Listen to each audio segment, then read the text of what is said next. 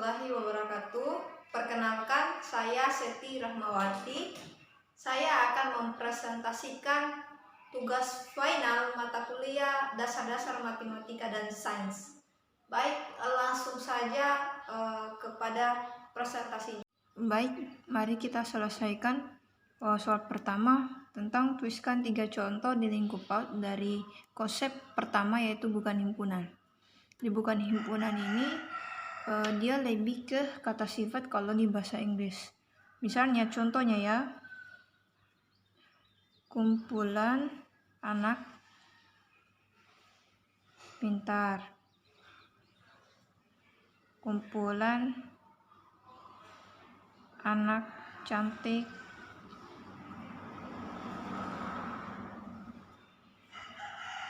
kumpulan permainan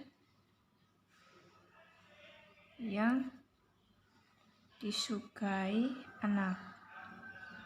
Kenapa ketiga ini termasuk dalam bukan himpunan? Karena konsep bukan himpunan itu tentang anggota yang tidak dapat didefinisikan.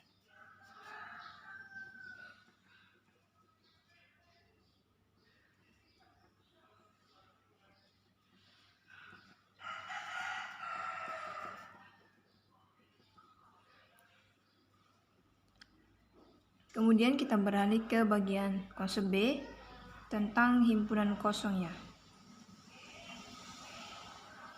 Himpunan kosong contohnya kayak misalnya pertama himpunan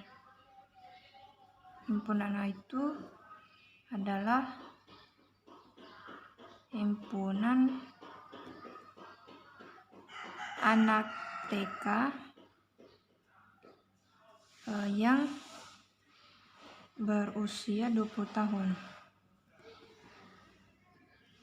Misalnya contoh kedua ini ya, himpunan B adalah himpunan anak TK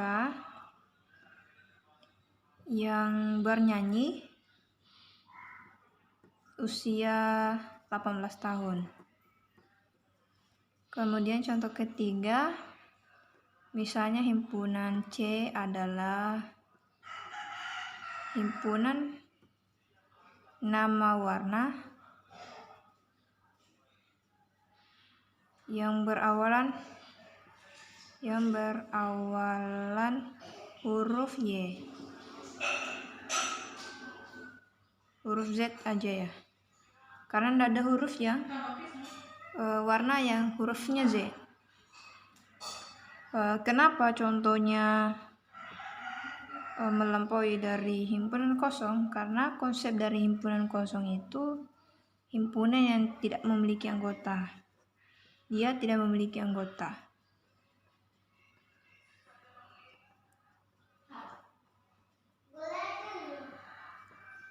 Kemudian kalau konsep ketiga tentang himpunan tak berhingga,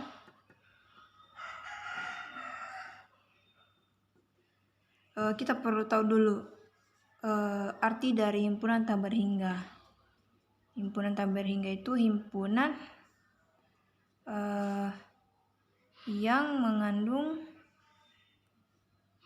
mengandung unsur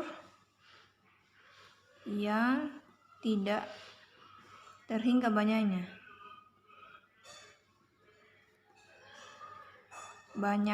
Misalnya ya, misal sebagai contoh nih ya, misalnya itu satu ya, himpunan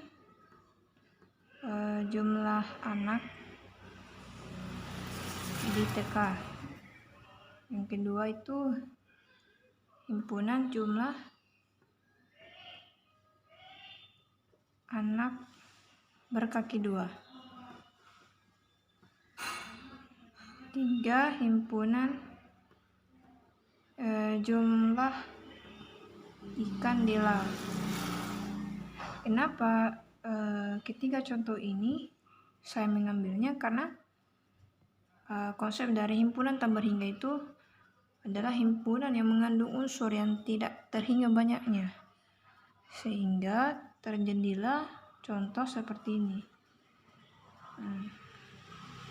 Baik, mari kita selesaikan soal kedua, di mana diketahui S itu bilangan asli kurang dari 15, berarti sampai 14 saja. Kemudian diketahui A-nya bilangan prima yang kurang dari 14, berarti dia 2, 3, 5, 7, 11, dan 13, karena dia bilangan prima yang kurang dari 14. Kemudian bilangan B, anggota bilangan B ganjil antara 6 dan 13, berarti mulai dari 7, 9, 11. Kalau 12 kan sudah tidak masuk karena dia genap, karena hanya sampai di 13 ini tidak usah ditulis, sampai 11 aja. Kemudian bilangan C, anggota bilangan genap antara 3 dan 11, langsung ke 4 karena dia genap 6, 8, 10, tidak bisa ke 12 karena melampaui antara 3 dan 11. Yang ditanyakan itu adalah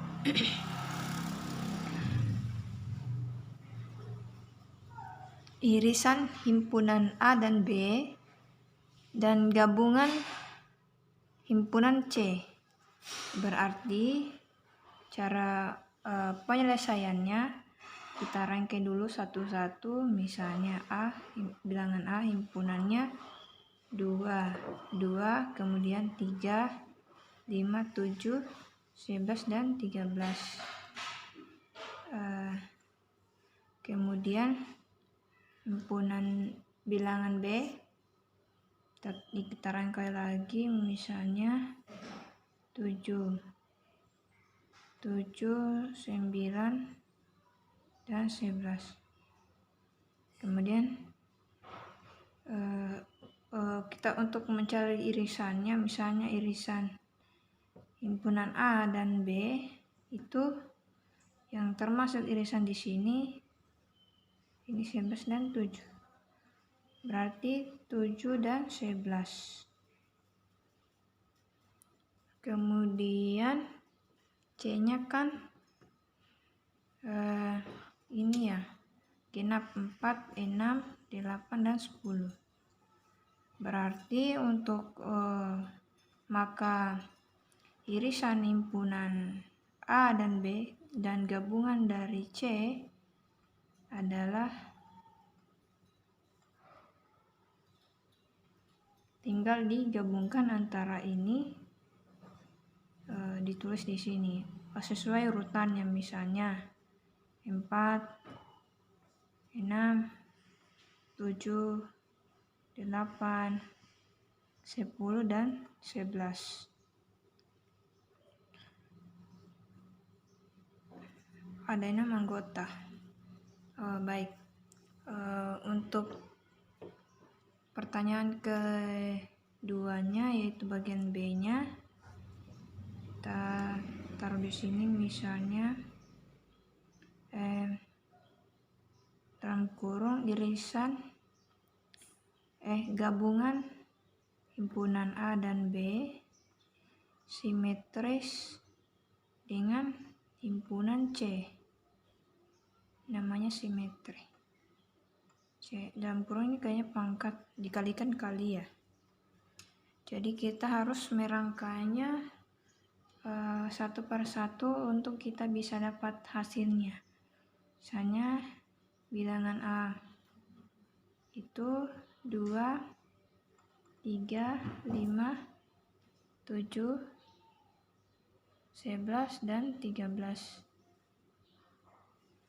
Kemudian bagian bilangan B-nya itu 7, 9, dan 11.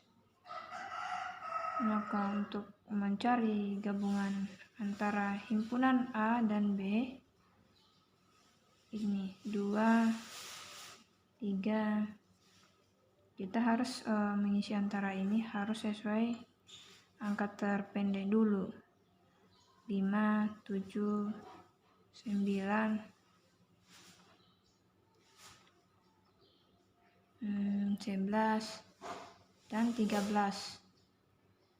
Maka untuk C-nya, bilangan C-nya kita rangkai lagi, misalnya himpunan bilangan 4, 6, 8, dan 10. Berarti kita sudah dapat hasilnya, maka gabungan bilangan A dan B simetri dengan C itu adalah bilangan 2 sesuaikan dengan urutannya dari angka terendah. 3, 4, 5, 6, 7, 8, 9, 10, 11, dan 13. Ini. Kemudian untuk bagian C. Untuk C ini selisih ya, pertanyaan tentang selisih. A gabungan irisan C. Pertanyaan dari konsep C ini tentang selisih dari himpunan B dan irisi himpunan A dan C. Berarti B-nya itu kita harus cari dulu bilangan satu-satu, rangkai dulu supaya gampang caranya. B kan tadi sudah dirangkai ya. B itu 7, 9, dan 11. Maka gabungan himpunan A dan C itu 1, 9, dan 14.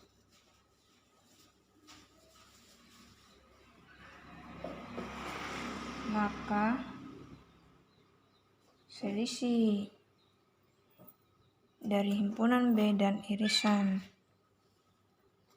himpunan A dan C adalah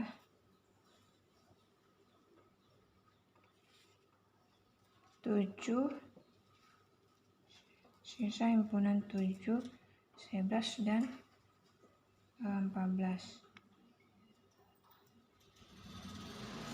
7, 11, dan 14. Terus bagian D ya. D kan pertanyaannya tentang selisih dari himpunan C dan A ya, simetris dengan himpunan B. Misalnya C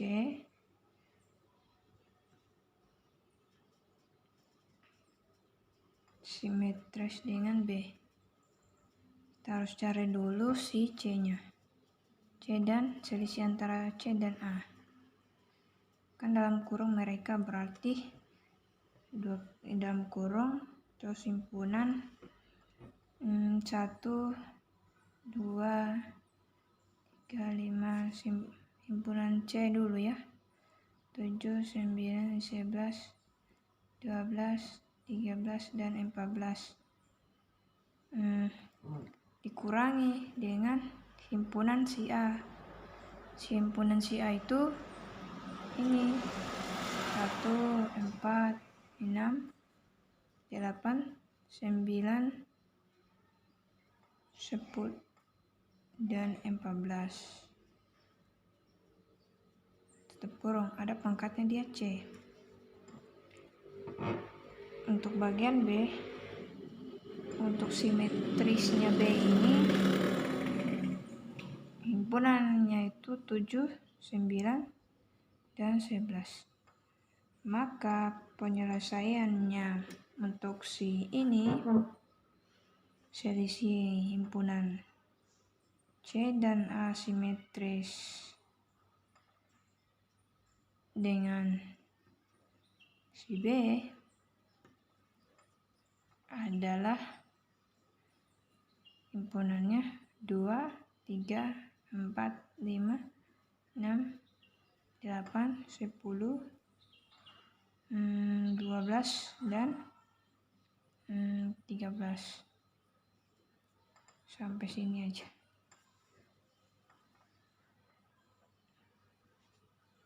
Baik, kita beralih ke soal nomor 3, di mana diketahui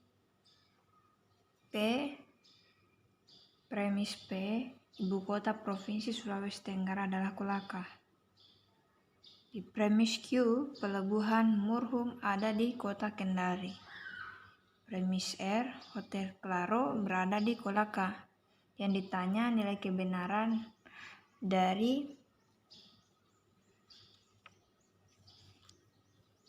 proposisi R atau P, maka Q.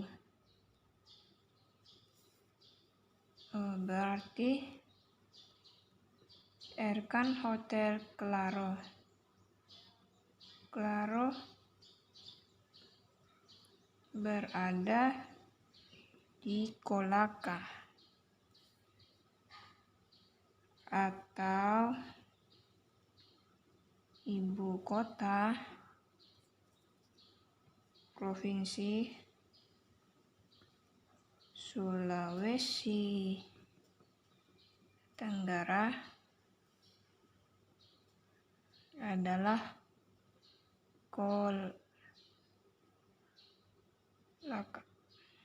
Kolaka. Maka pelabuhan Murhum ada di kota Kendari.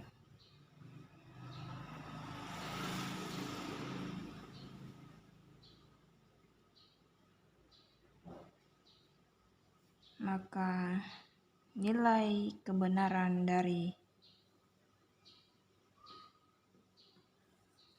dari proposisi R atau P, maka Q adalah salah. Yang ditanya bagian B itu jika Q maka R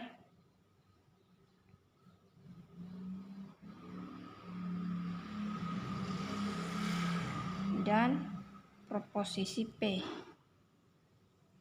Berarti jika pelabuhan Murhum ada di kota Kendari, maka Hotel Claro berada di Kolaka dan ibu kota Provinsi Sulawesi Tenggara adalah Kolaka.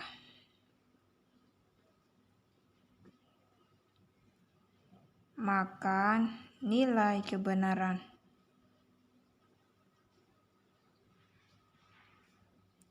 dari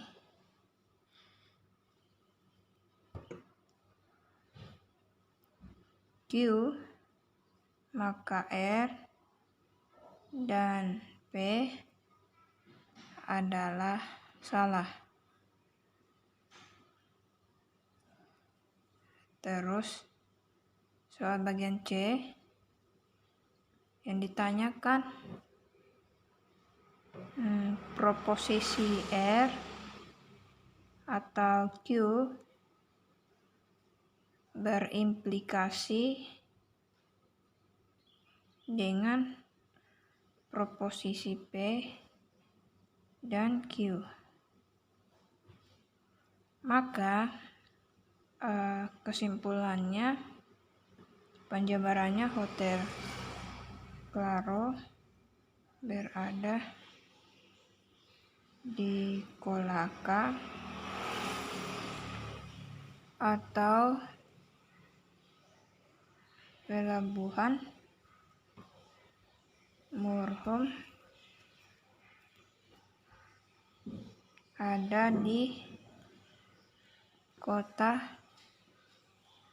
Kendari. Jika ibu kota provinsi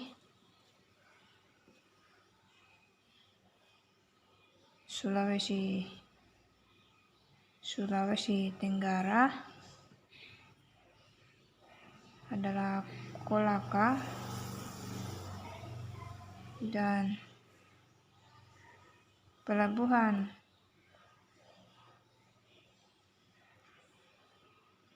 Murhum ada di kota Kendari,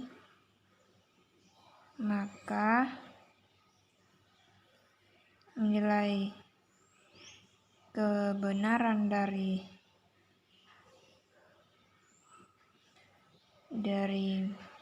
proposisi R atau Q berimplikasi dengan proposisi P dan Q adalah benar karena dia memiliki sebuah kesimpulan yang benar.